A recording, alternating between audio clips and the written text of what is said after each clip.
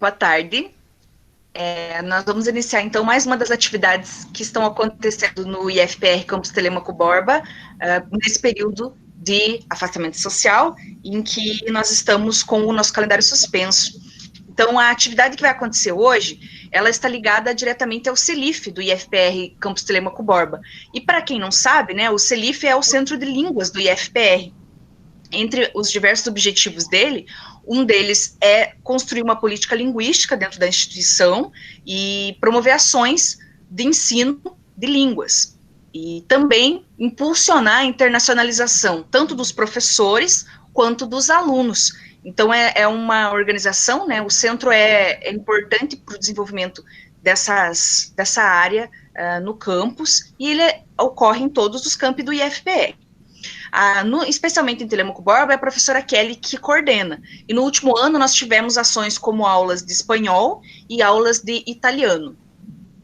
Hoje nós vamos receber a palestra Mulheres Alteradas 1, a representação da mulher sob a perspectiva da teoria da relevância, que vai ser proferida pela professora Daniele Aparecida Barbosa Zenz, que é mestranda em estudos da linguagem pela Universidade Estadual de Ponta Grossa, a UEPG.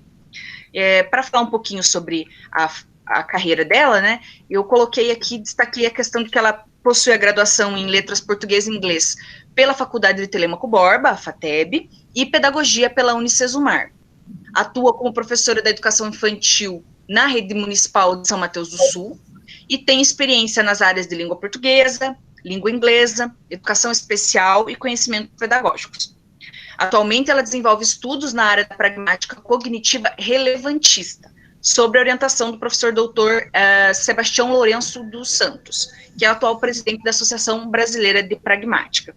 Então, eu vou passar a palavra para a professora Daniele, já agradecendo pela disposição em compartilhar conosco as suas descobertas, né, o andamento da sua pesquisa. Então, professora, por favor, fique à vontade para fazer suas colocações, e aí no final da sua fala nós vamos repassar as perguntas que já foram organizadas a respeito disso, e aí você fica à vontade para fazer suas colocações.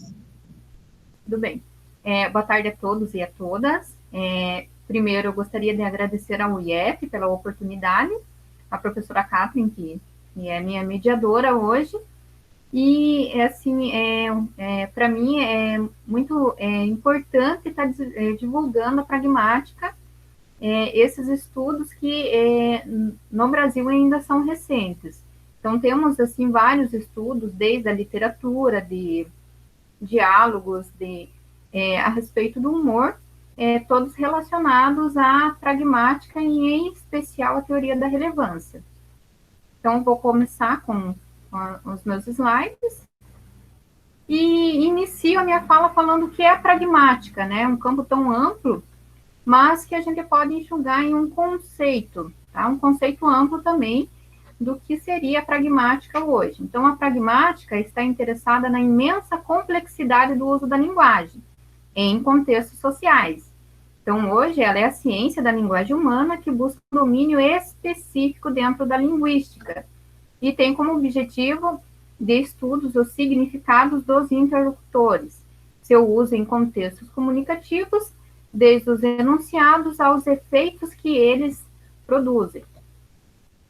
Então, para começar a introduzir a pragmática, esses estudos não são tão recentes, né? Então, a pragmática não é tão recente, por mais que nós tentamos, né, colocar ela como um estudo recente, não é. Então, os estudos da linguagem já partiram dos gregos, já quando eles começaram a pensar sobre o significado das coisas. Tá? A partir disso também, nós temos um conceito de língua como código. Então, nós temos aqui um conceito de sujeito, verbo e objeto. Então, a partir desses estudos da linguagem, nós temos a linguagem em uso. Posteriormente, nós temos também a filosofia da linguagem, com Saussure em 1916, quando ele escreveu, né, o curso de Linguística Geral. Ali já temos também já algo mais para a filosofia da linguagem. A linguagem passou a ser estudada como uma ciência, mas ainda como uma ciência formal.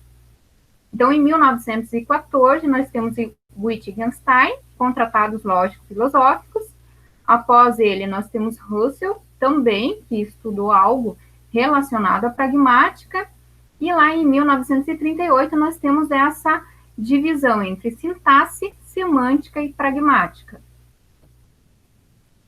Agora, a filosofia da linguagem e a pragmática, tá? Então, nós vamos tentar localizar a pragmática num campo teórico, tá? Mas ela entra como um campo interdisciplinar. Então, sistematizar a pragmática não é tão simples assim, pois a pragmática é advinda de várias áreas, tá? Então, o que aconteceu? Então, para tentar localizar a pragmática, eu tenho que entender que ela não partiu só da filosofia da linguagem. Então, ela partiu da matemática, da lógica, de outros campos de estudos. Quando eu não conseguia explicar determinado fenômeno, eu recorria à pragmática. Então, o primeiro a detectar esse problema de pressuposição com relação ao contexto, que mais tarde eu vou explicar o que é contexto, foi Frege, em 1892. Após, no final do século XIX, nós temos Peirce, que preocupou-se com a relação do signo interpretante, com um dos estudos da semiótica, ao qual inspirou Morris, em 1938, que oficialmente lançou a pragmática, contudo, como área da semiótica, não como uma área específica, que buscava a relação entre os signos e os seus usuários. Depois nós temos Carnap, em 1939, em seu trabalho sobre lógica e matemática, também que compreende a importância da pragmática como uma disciplina do ramo da semiótica, ainda junto à semântica e à sintaxe. Wittgenstein, em 1953, na sua obra As Investigações Filosóficas, foi o primeiro a demonstrar a importância do contexto para a significação. Após, nós temos os jogos da linguagem e o seu conceito nas origens epistemológicas das teorias contemporâneas sobre os sentidos das palavras. Aí nós nos referimos a Austin aqui, em 1962, tá? E que veio a produzir a, então, teoria dos códigos de fala. Como Austin não teve uma vida muito longa, né, então, ficou a cargo do seu discípulo, Searle, em 1969, a partir dele que surge a filosofia da linguagem. Então, que apontou a existência da pragmática num contexto, tá? Aí, Strawson, ele questionou o texto do Russell em 1950, 1905, e retoma o fenômeno da pressuposição defendido pelos linguistas da chamada semântica gerativa. Depois disso, nós temos o Frege, o Lakoff, McCauley, Fillmore, então, que compreenderam a pragmática como um caminho para a linguística em crise. Então, os estudos, eles iam até certo ponto, e quando eles não conseguiam explicar determinados fenômenos, eles utilizavam a pragmática. Então, o professor Raja, ele fala que a pragmática seria uma caixa cheia de gatos, tá? Então, ali, eu não conseguia explicar por determinada teoria, lançava na pragmática e saía correndo, tá? Então, a pragmática, ela surgiu a partir disso, a partir do momento que eles não conseguiam uma explicação viável para essa interação na comunicação, eles buscavam a pragmática. Então, Wittgenstein já colocou, né, que a linguagem é uma prática. Austin veio com a teoria dos atos de fala, livro Como Fazer Coisas com as Palavras, então ele já entendia a intenção das palavras. Searle, que fala, né, que dizer é fazer, e como fazer as coisas com a linguagem. Aí, a partir disso, nós temos, em 1971, Bryce, no seu artigo de Lógica e Conversação, que hoje é considerado o pai da pragmática. No Brasil também nós temos várias pesquisas que se destacam no campo da pragmática. Então temos o professor Marcelo Dascal, Rajagopalan, a Helena Godoy, da Federal de Curitiba, professor Howen, Jorge Campos da Costa, meu orientador, professor Sebastião Lourenço, atualmente o presidente da Pragmática no Brasil, Fábio Alves, Joana Plaza Pinto, Jair Antônio de Oliveira, Cassandra Muniz, e entre outros que desenvolvem suas pesquisas no âmbito da pragmática. Cabe aqui citar também que Joana e a Cassandra, as professoras, elas desenvolvem vários campos, trabalhando também com o contexto discursivo linguístico e com a questão de gênero, também dentro da pragmática. Então, vamos retomar um pouquinho os conceitos de Grice. Então, Grice, ele propôs o conceito das máximas conversacionais. Então, para Grice, a conversação, ou o diálogo, ou os enunciados, eles deveriam respeitar as máximas. Então, ele propôs aqui 4 máximas. A máxima de quantidade, ou seja, não diga nem mais nem menos daquilo que é necessário. A máxima de qualidade, seja verdadeiro. A máxima de relevância, seja relevante. E a máxima de modo, seja claro e objetivo. Tá?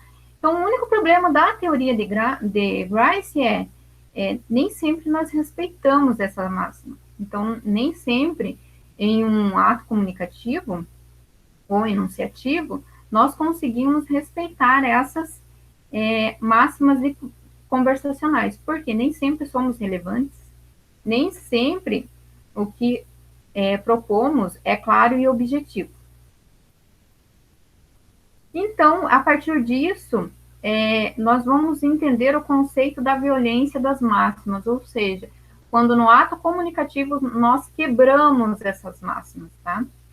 Então, como eu já falei, nem sempre são cumpridas, porque há situações em que o conteúdo informativo parece carregar menos informações, menos ou mais informações, né? E tal problema não incorre, pois as máximas não são prescritivas. Então, Livingston, ele vai dizer assim, que ao invés de pensar nas máximas enquanto regras ou normas comportamentais, é útil pensar nelas como uma heurística inferencial, o que então motiva as normas comportamentais. Quando as máximas não são cumpridas, expõem intenções por meio das implicaturas. Tá? Então, eu vou implicar algo. E a este fato dizemos que houve a violação ou a quebra das máximas conversacionais. Tais fatos podem acontecer quando uma máxima é vedada para que a outra não seja. Então, eu posso utilizar uma máxima de quantidade e acabar violando uma máxima de modo, tá? Então, isso acontece dentro dessa teoria de Grice. Tá, então, aqui eu trouxe para vocês um exemplo da violação ou a quebra das máximas, tá? Então, eu escolhi a quebra da máxima de relevância, tá? Qual é essa máxima? Seja relevante. Então, nós temos aqui um diálogo, uma enunciação entre dois. Então, o A, ele vai dizer o quê? Você vai me dar uma aliança de brilhante de presente? B vai dizer, puxa, como está quente hoje. A retoma. Eu perguntei se você vai me dar a aliança. E B, em compensação, acho que finalmente vai chover. Então, aqui nós temos a quebra da máxima de relevância, em que o contexto, podemos supor que P está quebrando a máxima de relevância ao evitar o confronto com a sua mulher. Ou seja, A quer uma aliança de brilhante e B muda drasticamente de assunto para tentar evitar esse confronto. Então, aqui eu obtive a violação da quebra ou a violação da máxima de relevância. Então, Grice também propõe o modelo ostensivo inferencial. Então, para Grice, a comunicação é ostensiva e, ao mesmo tempo, inferencial. Ou seja, ela é ostensiva, pois os falantes produzem pistas sobre o que pretendem comunicar. E inferencial a partir das pistas fornecidas aos ouvintes e que devem inferir sobre os significados que lhes são proporcionados, com o auxílio de informações cedidas pelo contexto, que envolve a situação comunicativa. Então, dessa forma, o processo inferencial é a base cognitiva que dá a busca pelo significado. Então, a partir da ostensião é que são criadas evidências sobre as intenções comunicativas que serão inferidas, tá? Então, por outro lado, nem toda atividade comunicativa é suficientemente clara, né? Então, nem todo momento ela é ou ela será suficientemente clara para evidenciar o seu propósito comunicativo. E tais condições dão à comunicação um caráter de risco, pois o ouvinte pode não reconhecer informações suficientes para ajudá-lo a inferir o significado daquilo que lhe foi dito a partir do contexto. Então, Grice sugere que as contribuições conversacionais devem ocorrer da forma como são requeridas no momento em que ocorrem. E a partir desse propósito, o intercâmbio conversacional compactua com o diálogo. Ou seja, respeite as máximas. Então, aí tal princípio seria esse princípio da cooperação. O quê? Então, eu vou cooperar para que as máximas não sejam violadas. Então, a partir daí, surge um dos pilares fundadores da pragmática. Então, a partir de Grice, a proposta está ancorada na análise linguística. Assim, não se... Porém, né, um único fato que foi verificado é que Grice não se dedicou a buscar outros resultados. Então, ele parou até aqui e não desenvolveu mais pesquisas a respeito disso. Então, mas, entretanto, né, ele mostra que o interlocutor tende sempre a formular uma hipótese interpretativa, que nem sempre irá corresponder com o que é intencionado. Então, Grice, ele entende que há algo além, só que ele não buscou esse algo além nesse processo comunicativo. Então, nós temos agora Sperber e Wilson, tá? Mais tarde eu já falo um pouquinho mais sobre eles, que são os teóricos da teoria da relevância. Então, eles buscaram, a partir dos estudos de Grice, essa distinção das implicaturas, ou seja, do que eu implico quando eu tenho esse processo de comunicação, tá? Então, Grice, ele não considera o enriquecimento da forma lógica e supõe que qualquer interpretação dos enunciados trata-se de uma implicatura. Porém, os autores, aqui eles vão falar assim, como são comunicadas as atitudes proposicionais, ou seja, você tem uma atitude e você tem uma intenção, né? Não está claro que ele considera como explícito e aquilo que seria explícito e aquilo que seria explícito. Então, ele não está preocupado com isso. Ele fez a teoria e parou ali. Ele não tem qualquer noção dos graus de explicitação. Falando de um modo geral, vemos o lado explícito da comunicação como mais rico, mais inferencial, e é por isso mais digno de investigação pragmática, do que faz a maior parte dos pragmaticistas da tradição de Grice. Então, a teoria de Grice, ela vai até um ponto. Então, até um ponto, ela constitui uma barreira, tá? Então, eu não posso caracterizar um ato enunciativo como respeitando as máximas. Então, há um contexto por trás de tudo isso. Então, Sperber e Wilson vão pegar essa teoria de Grice e vão desenvolver a teoria da relevância em cima da teoria de Grice, explorando o que Grice deixou de lado, tá? Então, em suma, o modelo inferencial de Grice constituiu um ponto de partida para uma nova abordagem no processo comunicativo, tá? Então, aí, em 1995, Sperber e Wilson elaboram a teoria da relevância, tá? Na obra traduzida para o português de Portugal, Relevância, Comunicação e Cognição, tá? Que é um modelo teórico que concentra seus estudos essencialmente na relevância, um aspecto básico da cognição, além de propor um modelo de mente, tá? Um modelo de mente argumentativo interativo. Então, aqui nós temos o conceito da teoria da relevância, tá? Então, a teoria da relevância, ela vai discorrer sobre a relevância dos fatores linguísticos e extralinguísticos para a interpretação dos significados dos enunciados durante a comunicação verbal, tá? Mas a teoria da relevância, os estudos atuais, eles foram muito mais além da comunicação verbal, essencialmente porque nós vamos estudar, junto com a teoria da relevância, o contexto em que as situações estão envolvidas, tá?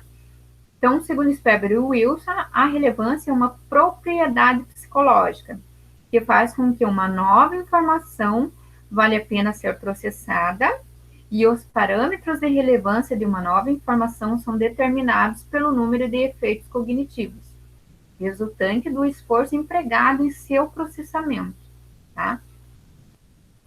Também é válido ressaltar nesse momento que talvez uma informação, naquele momento, não passe a ser relevante, mas ela fica armazenada na tua memória, tá?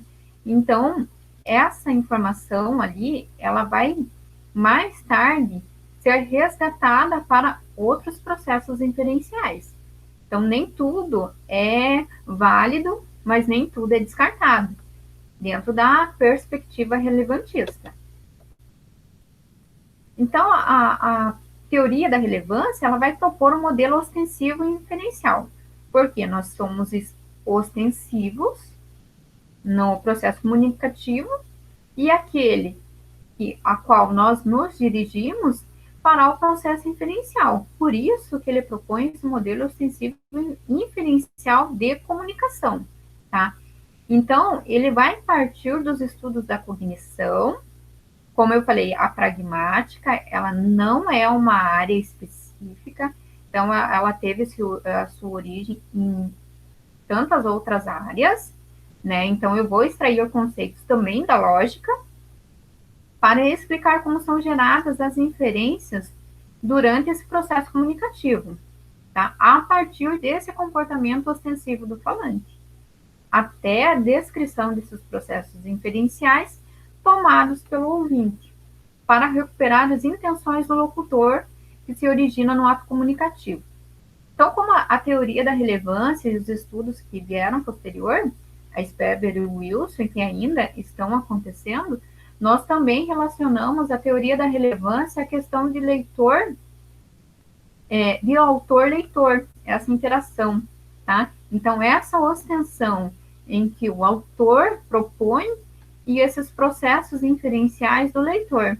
Então, a teoria da relevância, em determinados momentos, em muitos momentos, é a teoria em que ela consegue um arcabouço teórico para explicar esses fenômenos, tá? O meu orientador, o professor Sebastião, ele estudou a questão da piada, tá? No processo comunicativo. Atualmente, ele desenvolve estudos a respeito da emoção, tá? Sperber e Wilson, eles continuaram os estudos deles, mas atualmente eles estão mais voltados para a razão. E o professor Sebastião, ele já pensa por um outro viés, que além da razão, a emoção, tá? Então, ele está propondo este ano esse estudo. Então, eu creio que logo, agora nesse segundo semestre de 2020 para 2021, já teremos publicações a respeito disso. Então, aqui eu tenho um conceito geral de inferência, porque Sperber e Wilson, eles não se preocuparam em ter uma explicação mais detalhada sobre inferência, né? Então, nós vamos pegar aqui uma citação já de 1981, mas que fala mais ou menos assim o que era a ideia de Sperber e Wilson a respeito dos processos inferenciais. Tá? Eu tenho que entender que a inferência é uma atividade psicológica, que até, de certa maneira, associativa. Ou seja, eu já tenho um contexto linguístico, eu partilho, né, um contexto linguístico, e a partir desse contexto linguístico, eu vou resgatar outras informações. Ou seja, uma ideia puxa a outra. E um pensamento conduz a outro. Pois trata-se, né, de todo um processo mental o qual o sujeito passa a certas proposições ou, como veremos, premissas, a uma nova proposição que dela decorre, ou seja, então, a partir dessas premissas, nós teremos uma conclusão. Porque quem aprende, ele capta, ele pega e ele julga, Então, a partir desses parâmetros, eu vou fazer vou determinar relações, ou seja, então, elas serão evidentes ou prováveis, tá? Entre explicações e consequências. Então, Sperber e Wilson, como eu já falei, não se preocuparam em classificar esses processos inferenciais, salvo o conceito de implicatura, tá? No entanto, para os autores, o termo inferência ele abrange as classificações já conhecidas. Então, eles já buscaram já essa abrangência dentro dessas classificações que já são conhecidas. Mesmo que não recebam nomenclaturas específicas, para os autores tem importância para a compreensão e processamento de um texto, tá? Aqui a gente está falando já do texto. E com a teoria da relevância, o modelo de comunicação inferencial está intimamente relacionado ou ligado à noção de relevância, ou seja, as inferências espontâneas e não demonstrativas. Então, a compreensão inferencial não é demonstrativa e de toda a implicação não pode ser prevista. Então, a partir do momento que eu sou ostensivo, eu não consigo prever quais são os processos inferenciais do meu interlocutor, tá? Então, não tem como eu prever, a partir do que vocês estão ouvindo, quais são as inferências que vocês estão gerando a partir de tudo isso, tá? Eu posso supor, mas eu não posso prever. Então, quando formamos suposições, essas podem ser confirmadas, como eu já disse, porém nunca provadas. Então, são formadas apenas com base nas evidências. E, assim, eles apresentam a inferência como um processo pelo qual uma suposição é aceita como verdadeira ou provavelmente verdadeira, tá? Pela força de verdadeira ou pela força de verdade ou de verdade provável entre as suposições. É assim que forma uma fixação daquilo que se acredita. Então, aqui eu repeti, né, salvo o conceito de implicatura. Então, a partir dessa questão da teoria da relevância e dos estudos, a minha pesquisa propõe analisar a partir da pragmática, também unindo a pragmática ao campo do feminismo, tá? Que está em alta.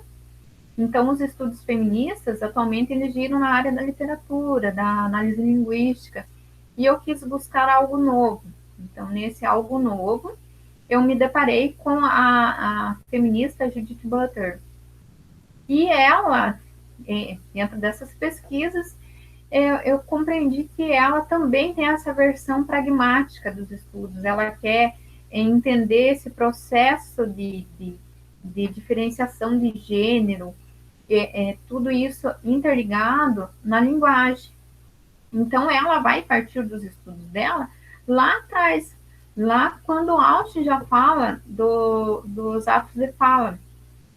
Então, ela parte assim dos estudos tentando compreender essa diferença que há entre os sexos e como está articulado nos atos de nossas vidas e como, para os fins em que momentos da nossa história ela adquire aparência natural e estatuto de hierarquia.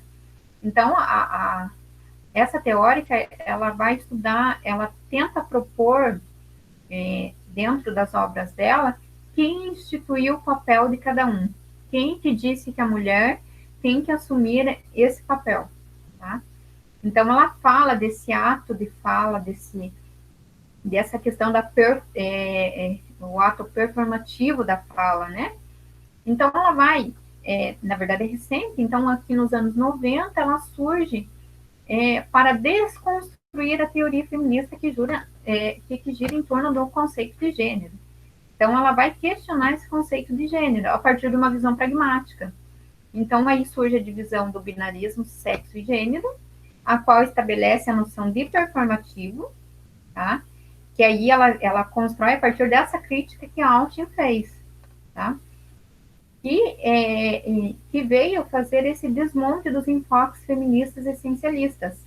Então, a Judith, ela entrou, assim, na minha pesquisa como aquele ponto que eu precisava amarrar para falar de feminismo num viés pragmático. E para eu entender um pouquinho o que são os atos de fala, né, que Austin propôs, tá?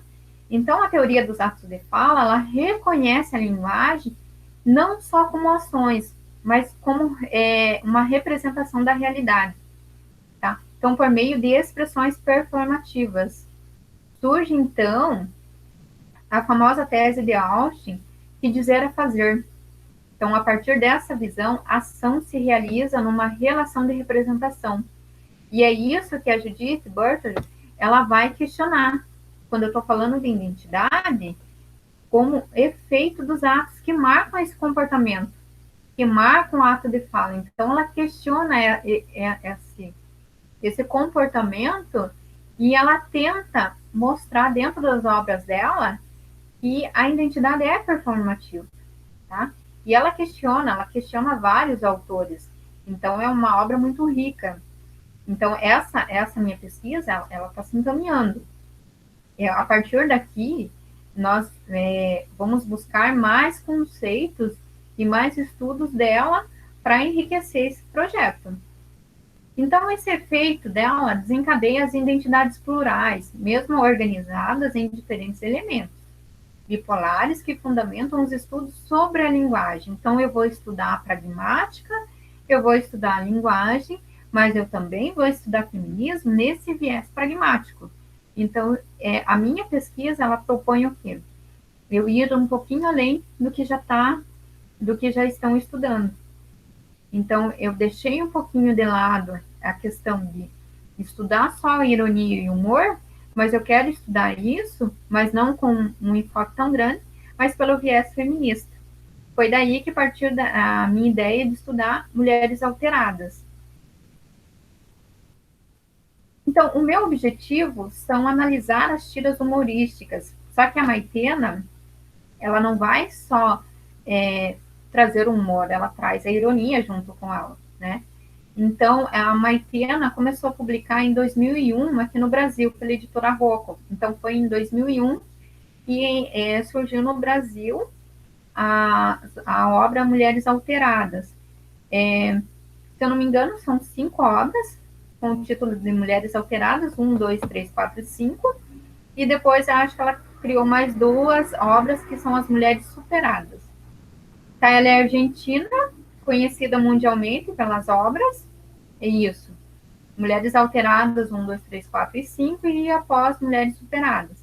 Então, ela tem as suas tiras ainda publicadas no jornal Folha de São Paulo, e mensalmente pela revista Cláudia, na editora Abril. Então, o corpus dessa pesquisa, né, apresenta como ponto principal a figura feminina e, consequentemente, como a mulher, retratada pela Maitena, lida com essa problemática de gênero presente na obra, o que faz com que se encaixe perfeitamente naquilo que a Judith coloca como ato performativo de fala. E a obra retrata muito esse lugar da fala, esse lugar que por que a mulher tem que cuidar dos filhos? Quem te disse que ela tem que cuidar dos filhos? Tá? Então, em vários momentos, passa ali, tem tiras em que mostram o homem falando, mas eu cuidei dele, eu cuidei do nosso filho para você, mas o filho não é nosso? Por que eu cuidei para a mulher? Entende? É esse viés, esse elo que eu consegui unir com essa teoria feminista, com a pragmática e com as tiras de humor, também pensando na teoria da relevância, que vai analisar os diálogos ou os processos enunciativos dentro de uma obra. Então, aqui nós temos a Maitena, tá? Outro fato interessante é que a Maitena, ela ganhou destaque num campo que historicamente é constituído por homens. Então, a cultura do humor, ela é uma cultura masculinizada. Então, eram homens até então que produziam humor a partir das tiras. Então, a Maitena, ela se destaca lá na Argentina, em todo o mundo, a partir dessas tiras de humor e ganhando espaço dentro dessa cultura de produzir humor a partir de um conceito. Aqui eu vou começar uma parte da minha análise, ela ainda não está finalizada, ainda tem vários detalhes a ser acertados, mas aqui para vocês terem uma noção. No primeiro capítulo de Mulheres Alteradas 1, nós temos como título Alterações próprias do seu sexo. E acima dessa tira, nós temos alguns preconceitos mais comuns em relação às mulheres, tá? Então, a teoria da relevância, ela vai propor que você analise tudo a partir de uma noção de contexto. Ou seja, o contexto ele pode ser linguístico, ele pode ser imagético, a partir da imagem que propõe, tá? Então, nós temos aqui. Se você é linda, é uma tarada, tá? E vamos supor que ele pergunta para ela, né, pela resposta dela, qual é o seu hobby. E ela vai responder, toda segura de si, né? Um hobby, assim, tem. Estudo análise de sistemas nos tempos livres, da Faculdade de Biologia. Ah, tá? Paramos aqui o nosso diálogo. Então, a partir disso, nós vamos fazer uma pequena análise do que é visto aqui a partir da teoria feminista e o que a teoria da relevância consegue resgatar a partir dessa tira. Tá? Então, a primeira coisa, nós temos um contexto situacional. Então, temos uma mulher e um homem em um bar. Então, a partir disso, nós vamos formular as premissas. Tá? Então, a nossa análise vai a partir desse contexto situacional. Então, a premissa 1. Informação enciclopédica sobre o contexto situacional. Então, nós temos ali um casal sentado em um bar, cada um com seu drink, sua bebida, ela com um cigarro na mão. Então, essa é uma informação enciclopédica, essa é uma informação mental que nós conseguimos inferir a partir desse contexto situacional. A segunda premissa é a informação adquirida visualmente. O que eu posso inferir a partir dessa imagem? Então, que ela é bem vestida, que ela é uma mulher bonita, magra, austera, e daí eu posso elencar vários adjetivos caracterizando ela. Depois disso, eu tenho uma terceira premissa, que é uma informação linguística dada, tá? Se você é linda, é uma tarada. Então, nós temos já o título dessa tira. A quarta premissa também é uma informação linguística dada. Então, temos a elocução do homem. Então, pressupõe-se que ele tenha perguntado para a mulher qual é o hobby que ela pratica. Então, nós já temos aqui um processo de pressuposição e um processo inferencial, tá? Eu já pressupus como verdade que ele já perguntou a ela qual seria seu hobby. A premissa 5 vai ser a informação linguística dada pela elocução da mulher. Um hobby? Assim, tenho. Estudo análises de sistemas nos tempos livres da Faculdade de Biologia. E a partir disso eu tenho mais uma premissa. A informação inferida pelo leitor observador sobre o comportamento mental do homem a partir dos inputs linguísticos visuais. É a expressão da sua face diante da resposta da mulher. Então, a partir de todas essas informações, eu posso inferir que uma mulher bonita, num contexto masculinizado, ela não pode ser inteligente. Então, essa informação ela vai romper com esses pressupostos feministas, onde os preconceitos estabelecidos pela sociedade, em que uma mulher linda ela será sexualizada, porém, propõe-se que não seja inteligente, ou se for inteligente, ela não pode se relacionar sexualmente com alguém. Então, esse é o primeiro aspecto que a teoria da relevância vai trazer. Então, a partir disso, eu vou fazer essa análise, essa observação da postura dos personagens na tira apresentada. A teoria, ela teve uma base em que ela só analisava contextos enunciativos, mas com estudos posteriores, a noção de contexto, a noção de inferência, a gente consegue atribuir e propor a teoria da relevância nessa análise. Então, a presença da mulher feminina é extremamente confiante e oferece um estímulo ostensivo. Então, ela tem uma postura ostensiva. E o que vai caracterizar vai levar esse leitor a realizar essas suposições inferenciais do significado pretendido, que automaticamente vai gerar uma expectativa de relevância. Então, A partir do enunciado, que contém um caráter humorístico, mas também quero deixar claro que a Maitena também, além de humorística, ela é extremamente irônica dentro da obra dela, quando ela retrata essa mulher, né? E é essa expectativa de relevância que leva o leitor a inferir a informação implícita. Portanto, o input visual tem maior potencial de relevância do que propriamente o diálogo, né? O diálogo ele vai oferecer pistas, mas esse input visual também vai favorecer esse contexto de relevância dentro dessa perspectiva feminista. Aqui vai ficar uma tira para vocês pensarem sobre isso, né? Então, dentro desse mesmo capítulo, essa tira fala assim: se você é inteligente, é uma louca, né? Então, tá o filho. Nós vamos fazer aqui uma pequena análise de contexto situacional. Nós temos o filho conversando com o pai, tá? Então, ele está falando da namorada dele. Estuda à noite, porque trabalha o dia todo, mora sozinha. Agora viajou por alguns dias, mas quando voltar te apresento. É uma garota fantástica, papai. Fantástica? Uma vagabunda? Então, essa é a construção da ironia e do humor que a Maitena propõe dentro da obra dela. Então, ela não traz uma obra que veio para agradar, muito pelo contrário, ela traz uma obra, como o Quino vai propor ali, que ela vem desafiar você a questionar o que ela está falando. Será que realmente isso pode ser questionado? Será que isso ainda perpetua? Então, nós temos, essa obra foi lançada em 2000. Será que ainda hoje nós temos ainda esse contexto? Então, fica aqui para vocês essa análise dessa tira. E eu gostaria de finalizar aqui com o prefácio da obra, que foi escrito por Quino, também argentino, criador da Mafalda, que também é uma tira de grande sucesso, também já foi analisada a partir da perspectiva da teoria da relevância, já teve trabalhos também sobre a Mafalda.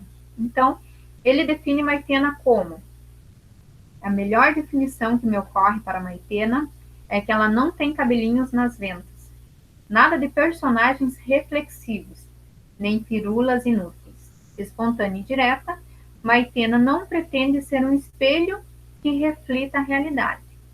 Ao contrário, ela agarra a realidade com o espelho tudo e atira em nossa cabeça.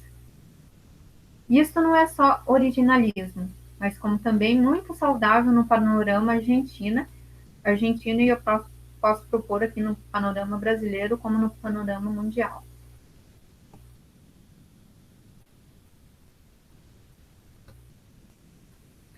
Professora Catherine, finaliza a minha fala, deixo a tira como análise e agora deixo abertas perguntas.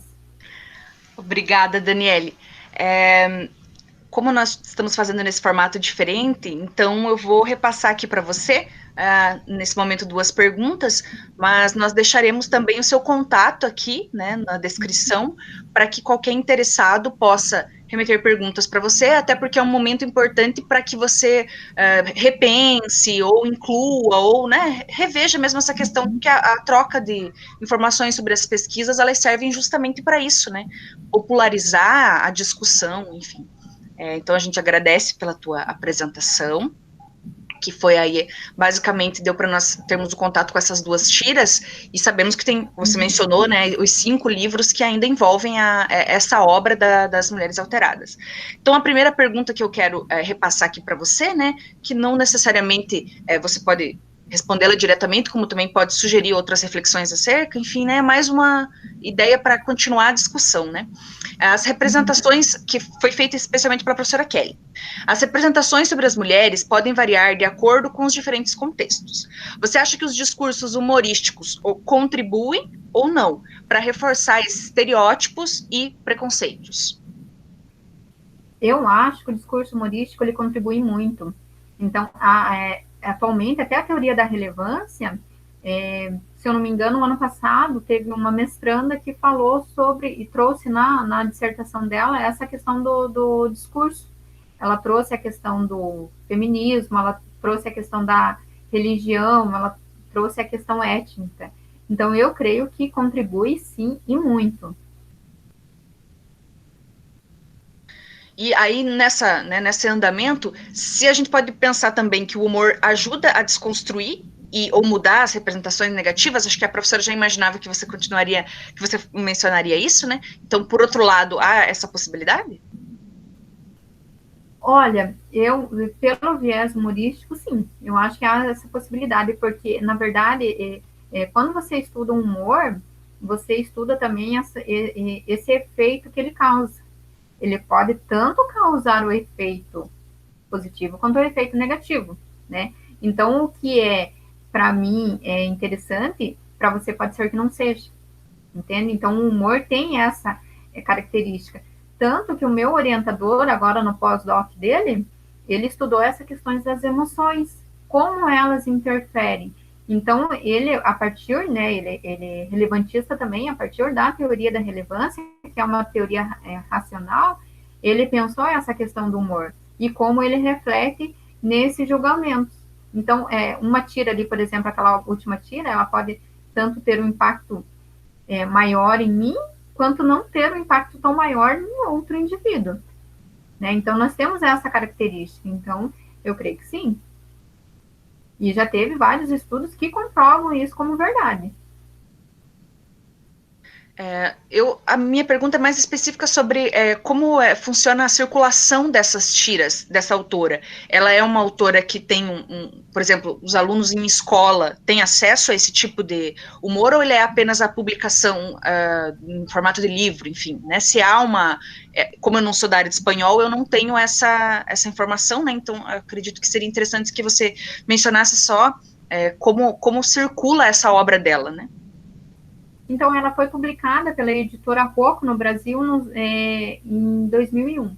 Então, a Folha de São Paulo ainda eventualmente publica tiras dela, mas a circulação é dentro da obra mesmo e dentro do jornal, que não é de acesso a todos, né? Então, dentro da escola, eu creio que só se eu tiver acesso à obra. Ah, sim. Eu pergunto porque normalmente quando nós trabalhamos com tirinhas em sala de aula, eles têm um interesse maior, né? Então seria importante, seria uma oportunidade para discutir essas questões da representação do feminino em tirinhas de linguagem aparentemente, né, que atingiria os adolescentes, no caso, eu falo por mim pelo ensino médio, né? Mas é interessante pensar que eles podem pesquisar, então, além disso, né? Além do jornal, enfim, como são várias obras. E ali, como eu citei, tem o Quino também, que é argentino, que foi o criador da Mafalda. Então, a Mafalda também foi analisada em cima da teoria da relevância. Tá? O humor que ela gera, na verdade, a Mafalda mais gera em torno de uma ironia. Ela cria humor, mas ela é mais irônica, né? E a Maitena, ela vai para o viés do feminismo, ela vai trazer a mulher como ela realmente é, como a mulher sente. Então, como ela fala do processo do ciclo menstrual da mulher em relação ao namorado, a mulher quando ela se separa. Então, a Maitena, ela traz esse processo humorístico, irônico, mais humorístico em determinados momentos do que irônico, mas ela traz essa realidade da mulher. É isso que ela quer passar, que a mulher não é perfeita, que a mulher se acha gorda, que a mulher tem estereótipo, que a sociedade propõe um estereótipo, que ela tem que agir como determinados estereótipos. Então, foi isso que me chamou a atenção para fazer essa análise pelo viés da pragmática sobre mulheres alteradas. É interessante porque, de modo geral, os alunos conhecem mais realmente a Mafalda, né? Então é legal ter mais essa oportunidade, mais essa, não oportunidade, né? Mas essa opção de análise relacionada a essa temática.